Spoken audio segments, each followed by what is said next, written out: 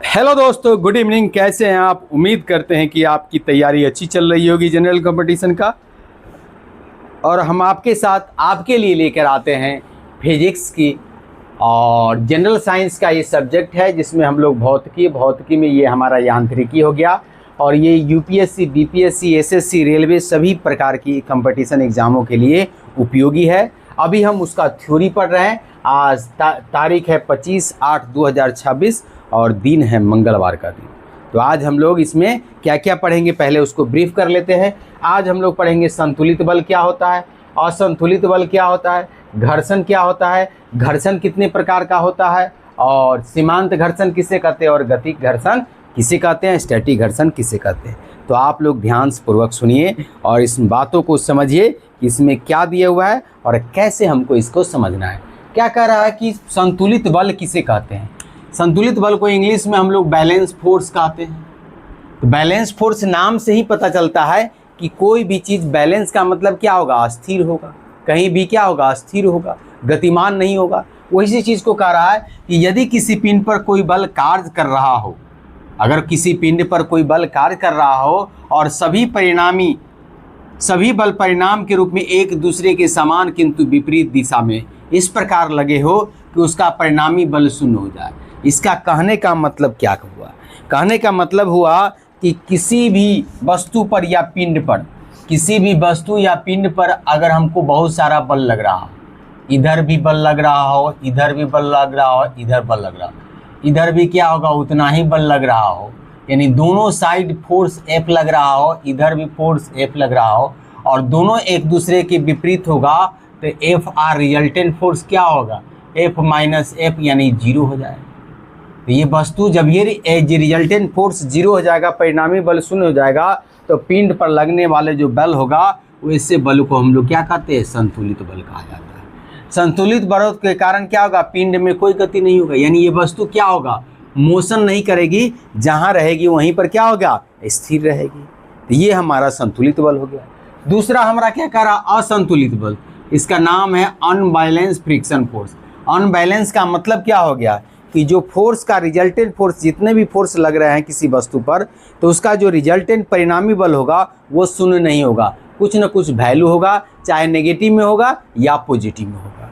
यानी क्या कर रहा है, यदि किसी पिंड पर लगने वाले बल या कई बलों का परिणामी बल इस प्रकार कार्य करे कि पिंड बल की दिशा में गति करने लगे, यानी पिंड क्या हो, जिधर बल लग रहा है उसी तरह से मोशन करने लग रहा है, तो इस प्रकार के बलों को हम लोग क्या कहते हैं, असंतुलित बल कहा जाता है।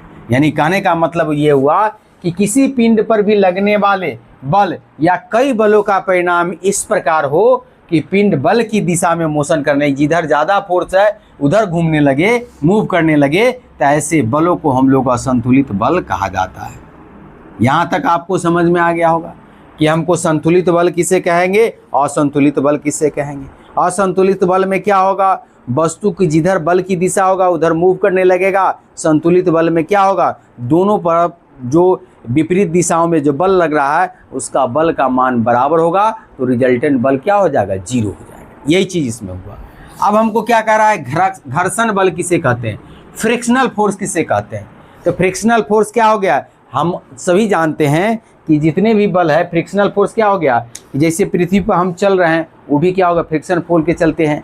इससे हम इस पर लिख रहे हैं, ये भी क्या है, इसमें भी फ्रिक्शनल फोर्स लगा हुआ। इसको हम हाथ से पकड़े हुए हैं, ये भी फ्रिक्शनल फोर्स के चलते हमारे हाथ में स्थिर है। अगर फ्रिक्शनल फोर्स नहीं रहता, ये पेन भी हमारे हाथ में नहीं रहता और ये फिसल जाता। करा हुआ बल जो वस्तुओं के संपर्क तल, यानी कि संपर्क तल का मतलब क्या हुआ, ये पेंसिल है, इसको हम पकड़े हुए, तो ये हमारा संपर्क तल हुआ, कि संपर्क तल पर कार्य करता है। क्या करा, वह बल जो वस्तुओं के संपर्क तल पर कांटेक्ट पर कार्य करता है तथा सापेक्ष गति का विरोध करता है, यानी कि जिधर जाना चाहिए उधर जाने से उसको रोकता है, तो ऐसे बल को घर्षण बल कहा जाता है। अब इसमें क्या कह रहा है कि क्षैतिज तल पर रखी वस्तु में, क्षैतिज तल का मतलब क्या होगा, इस तरह से समतल पर रखी कोई वस्तु है, बल लगाकर गति दे दी जाए, यानी किसी वस्तु में अगर रखा हुआ उसको बल लगाकर हम लोग गति कर दिया जाए, तो थोड़े समय बाद वस्तु क्या होता है, विरामावस्था में आ जाता है। क्यों विरामावस्था में आ जाता है, क्योंकि घर्षण बल गति का विरोध करते हुए तब तक कार्य करता है जब तक वस्तु विरामावस्था में संतुलन न प्राप्त कर ले। यानी कहने का मतलब क्या हो गया कि अगर किसी वस्तु पे चाहे बॉल को हम लोग फेंक देते हैं, तो फेंकते हैं तो क्या होगा, बॉल जाते जाते जाते जाते तो क्या होता है, रुक जाता है। तो रुक क्यों जाता है, घर्षण बल के चलते रुक जाता है। और घर्षण बल कब तक काम करता है, जब तक कि वस्तु पूरी तरह बैलेंस नहीं हो जाए, यानी स्थिर नहीं हो जाए, संतुलित नहीं हो जाए, तब तक उस पर घर्षण बल लगता है। कारण घर्षण बल की दिशा हमेशा सदैव वस्तु के विपरीत दिशा में होती है। यानी कि जिधर वस्तु मूव कर रहा है उसके विपरीत दिशा में क्या होता है, घर्षण बल लगता है। जैसे में हम आगे चल रहे हैं तो पीछे की ओर हमारा जमीन पर घर्षण बल लग रहा है, समझे कि नहीं। इसको हम ऐसे पकड़े हुए हैं और तो क्या होगा, इसका घर्षण बल हम पर इस पर लग रहा है, पीछे की तरफ लग रहा है। तो क्या कर रहा है, घर्षण बल की जो दिशा होती है वो हमेशा वस्तु के विपरीत दिशा में होती है, वस्तु के गति के विपरीत दिशा में होती है। वस्तु के गति के क्या हो गया, हमेशा विपरीत दिशा में ही घर्षण बल लगता है। बात समझ में आया ना, कि घर्षण बल हमेशा वस्तु की गति के विपरीत दिशा में होती है। घर्षण बल की दिशा हमेशा वस्तु के गति के विपरीत दिशा में होती है। जो वस्तु गति कर रहा है गति के विपरीत दिशा में होती है। तो इस प्रकार से हमारा क्या हो गया, घर्षण बल क्या हो गया, घर्षण बल हमेशा संपर्क तल पर कार्य करता है और सापेक्ष गति का विरोध करता है। यानी वस्तु जिधर जाना चाहता है उसके विपरीत ये कार्य करता है। और घर्षण बल की दिशा हमेशा वस्तु की गति के विपरीत दिशा में होता है। घर्षण बल हमको दो प्रकार का होता है, एक होता है स्टैटिक घर्षण बल, जिसको हम लोग क्या स्टैटिक फ्रिक्शनल फोर्स कहते हैं। दूसरा होता है गतिक घर्षण बल, जिसको हम लोग डायनामिक फ्रिक्शनल फोर्स कहते हैं। यानी घर्षण बल कितने प्रकार का हो गया, दो प्रकार का हो गया, एक स्थैतिक घर्षण बल, दूसरा हो गया गतिक घर्षण बल। अब हमको स्थैतिक घर्षण बल किसे कहा जाता है, स्थैतिक घर्षण बल को इंग्लिश में हम लोग स्टैटिक फ्रिक्शनल फोर्स कहते हैं। किसी सतह पर स्थिर, क्या कह रहा है, किसी सतह पर स्थिर अवस्था में रखी वस्तु और उस सतह के बीच लगने। यानी किसी सतह पर ये वस्तु है, ये सतह है, इस पर कोई वस्तु यहाँ रखा हुआ है स्थिर अवस्था में। तो कह रहा है किसी सतह पर स्थिर अवस्था में रखी वस्तु, ये रखी वस्तु है, और सतह के बीच यानी इसके बीच यहाँ जो घर्षण बल लगा रहा है, ऐसे घर्षण बल को हम लोग क्या कहते हैं, स्टैटिक घर्षण बल है। यानी कि जब वस्तु किसी स्थिर सतह पर रखी, किसी क्षैतिज सतह पर रखी है और वो मूव नहीं कर रहा है, तो उस समय जो वस्तु पर घर्षण बल लगता है उसको हम लोग स्टैटिक फ्रिक्शनल फोर्स कहते हैं, यानी स्टैटिक फ्रिक्शनल फोर्स कहा जाता है। क्या कह रहा है कि जब तक वस्तु गति अवस्था में नहीं आती है तब तक स्टैटिक घर्षण बल कार्यरत रहता है। यानी कि जब तक वस्तु गतिशील अवस्था में नहीं आती तब तक वस्तु पर कौन सा बल लगता है, स्टैटिक घर्षण फोर्स, फ्रिक्शनल फोर्स लगता है। यानी स्टैटिक घर्षण बल कार्य करता है जो बाह्य बल के बराबर होता है, यानी इस पर जो भी बल लग रहा है उसके बराबर होता है और वस्तु को संतुलित करके रखता है। जैसे जैसे बाह्य बल का मान बढ़ेगा, यानी बाहरी बल जो उस पर लग रहा है वो ज़्यादा होगा, वैसे वैसे स्टैटिक घर्षण बल का भी मान बढ़ता है, लेकिन एक लिमिट के बाद वो शून्य हो जाता है। समझे कि नहीं। ये क्या कह रहा है, इसी का उदाहरण हमको यहाँ पर कह रहा है कि सीमांत घर्षण बल क्या होता है, जिसको लिमिटिंग फ्रिक्शनल फोर्स कहता है। ये स्टैटिक फ्रिक्शनल फोर्स से ही रिलेटेड है। क्या कह रहा है, किसी स्थिर वस्तु को गतिशील बनाने के लिए यानी मूव कराने के लिए जैसे जैसे आरोपित बल का मान बढ़ाते हैं स्टैटिक घर्षण बल का मान बढ़ता जाता है, परंतु एक निश्चित सीमा के बाद स्टैटिक घर्षण बल का मान नहीं बढ़ सकता है। क्या कहा, स्टैटिक घर्षण बल का मान नहीं बढ़ सकता है। यानी कह रहा है का मतलब कोई वस्तु स्थिरावस्था में जब तक उस पर मूव बल लगा रहे हैं तो क्या हो रहा है, उस पर स्टैटिक घर्षण का मान भी बढ़ रहा है, लेकिन ये एक लिमिट समय तक ही बढ़ता है, इसके बाद नहीं बढ़ सकता है। इस समय वस्तु गति करने वाली होती है। यानी क्या हो गया, जब स्टैटिक घर्षण बल का मान नहीं बढ़ता है इसका मतलब उस समय वस्तु क्या होगा, गति करने वाली होती है। स्टैटिक घर्षण बल के इस अधिकतम मान को हम लोग सीमांत घर्षण बल कहते हैं। यानी ऐसा स्टैटिक बल जहां पर से आगे के स्टैटिक बल का मान नहीं बढ़ सकता है, तो उस समय उसको सीमांत घर्षण बल कहा जाता है। तो इस प्रकार हम लोग क्या कह सकते हैं, हम लोग ये कह सकते हैं कि लिमिटिंग फ्रिक्शनल फोर्स यानी सीमांत घर्षण बल गति प्रारंभ करने के लिए न्यूनतम बल के बराबर होता है।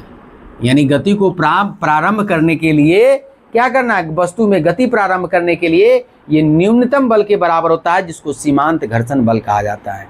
यानी स्टैटिक का मैक्सिमम मान वही हमारा सीमांत घर्षण बल कहलाता है। अब हमारे पास क्या आ गया, गतिक घर्षण बल क्या होता है, जिसको डायनेमिक फ्रिक्शनल फोर्स कहा जाता है। कह रहा गतिमान वस्तु यानी कोई वस्तु गति कर रही है एवं संपर्क सतह के बाद यानी कोई वस्तु मूव करे, जैसे बॉल को फेंके, बॉल गति कर रहा है और उसके संपर्क सतह के बीच लगने वाले बल को, घर्षण बल को हम लोग गति घर्षण बल कहा जाता है। गति घर्षण बल का मान सीमांत घर्षण बल के मान से कम होता है। इस बात को याद रखना कि ये लिमिटिंग फ्रिक्शनल फोर्स से कम होता है। किसका?